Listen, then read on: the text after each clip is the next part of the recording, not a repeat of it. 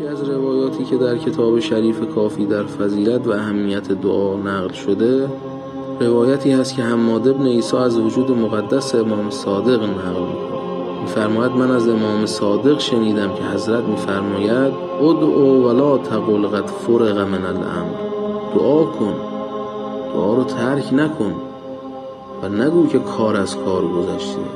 فان الدعاء هو العباده، که این دعا کردن عبادت هست. یعنی به غیر از این که میتونه امور رو تغییر بده، اصلا خود دعا کردن موضوعیت داره، خود دعا کردن عبادت هست. بعد حضرت اشاره میکنن به یکی از آیات قرآن، ان الله عز وجل یقول، خدای متعال هست که در قرآن میفرماید ان الذین یستکبرون عن عبادتی سیدخلون جهنم داخلین. حواسمون باشه، بدانیم که ترک دعا چه اثراتی داره. خدای متعال میفرماید کسانی که اهل استکبار از عبادت من هستن، که همون دعا کردن باشه، به زودی وارد جهنم خواهند شد.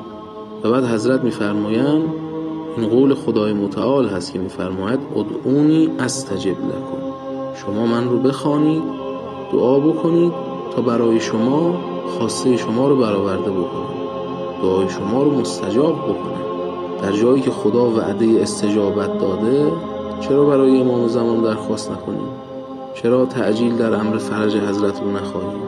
باید از این باب استفاده کرد، باب دعا، و این وعده خداست که هر کسی از این باب وارد بشه دعای او مستجاب خواهد شد و به هدف خود خواهد رسید.